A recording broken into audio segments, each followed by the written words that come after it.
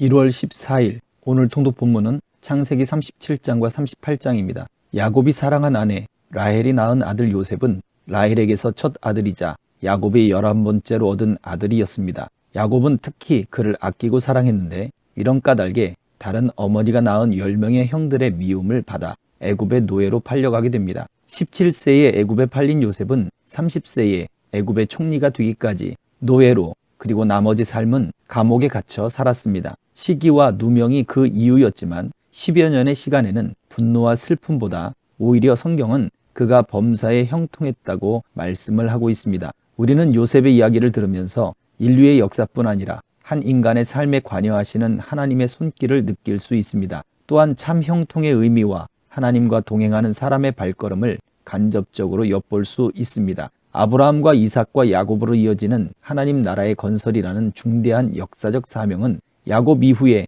12아들들에게 계승되었습니다. 야곱은 당대의 요셉을 통해 하나님께서 당신의 나라를 건설하심에 있어 무언가 특이한 일을 계획하고 계실 것이라는 기대를 하고 있었습니다. 그러나 요셉이 들짐승에게 죽임을 당했다고 생각하자 야곱은 시리에 빠진 상태가 되어 하나님의 깊으신 뜻이 어디에 있는가를 지켜보게 되었습니다.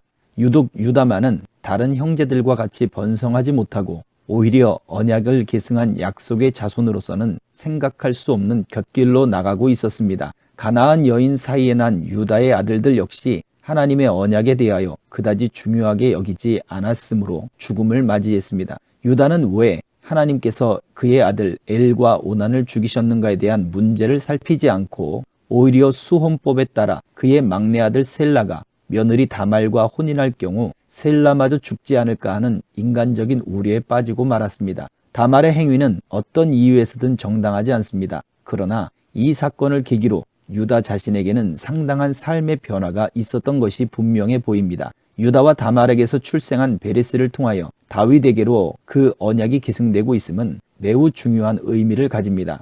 이처럼 모세가 유다와 다말 사건을 매우 중시하여 성경에 기록한 것은 약속의 후손으로서 대를 계승한다는 것이 그만큼 중요하다는 점을 강조하기 위함입니다. 하나님은 반전의 하나님이십니다. 하나님께서는 기근이 있을 동안 요셉을 사용하셔서 그의 가족을 지켰고 하나님의 언약 가계를 보존하셨던 것처럼 삶의 반전을 통해 인간적인 우려와는 다른 약속의 후손으로 대를 계승하도록 하셨던 것입니다. 이러므로 본문의 말씀을 통해 우리는 인간적인 우려로부터 자유함을 얻을 수 있습니다. 오직 하나님의 약속을 믿고 하나님의 신실하심을 믿는 오늘 하루가 되어지기를 주의 이름으로 축복합니다.